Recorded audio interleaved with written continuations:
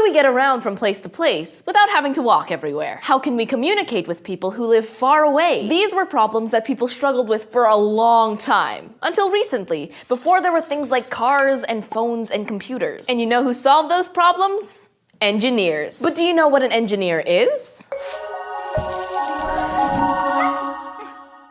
The short answer is that an engineer is someone who wants to know how and why things work. Now, I want to know how and why things work, but does that make me an engineer? Not quite. Besides being naturally curious, an engineer is a person who designs and builds things, like machines or systems or structures that help solve a specific problem. There's more than just one type of engineer, too. But no matter what type of engineer someone is, they have to ask themselves three very important questions when they're working. Number one, what is the problem that needs to be solved? And number two, who has the problem that needs to be solved? And most importantly, number three, why is this problem important to solve? Let's take a look at some examples.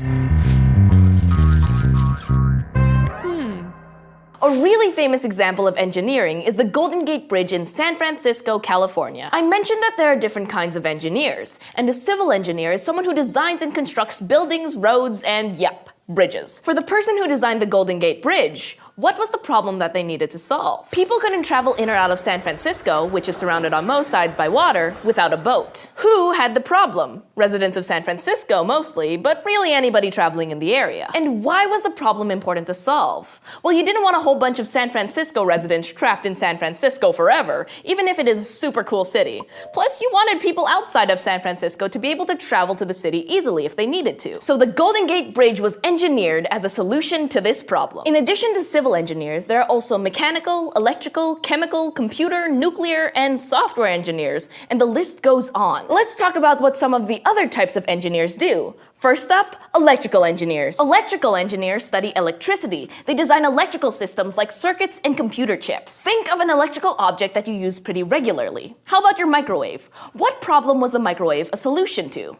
Cold food, right? You have an electrical engineer to thank for the ability to reheat that leftover pizza you just had for lunch. But while you might not have heard of Joseph Strauss or Percy Spencer, the engineers responsible for the Golden Gate Bridge and the microwave respectively, you've probably heard of Henry Ford. As in Ford cars? Henry Ford was a mechanical engineer, or someone working in the manufacturing industry, making mechanical things like tools, engines, and machines. Machines like cars. Ford didn't invent the automobile, but his Ford Motor Company made a lot of them.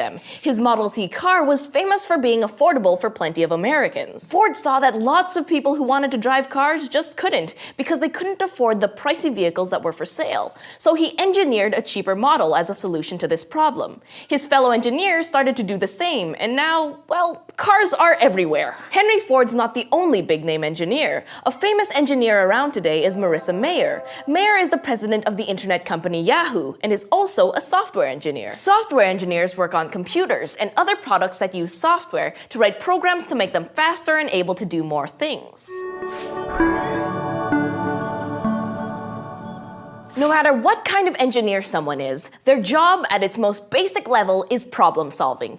Each engineer just specializes in solving certain kinds of problems. While it might seem like there are too many types of engineers to keep track of, just wait 15 years, or 50, or 100, because we'll probably have a ton of different types to add to the list by then. Think about it. Over 100 years ago, we didn't have jobs in fields like aerospace engineering, where people design and construct planes and spacecraft. We didn't have planes like we do today, or need spaceships, so we didn't need people to engineer them. Who knows what machines or tools or everyday objects we'll have in the year 3015? Personally, I'm hoping for underwater cities. But whatever these things are, we'll need engineers to make them. So what do you say?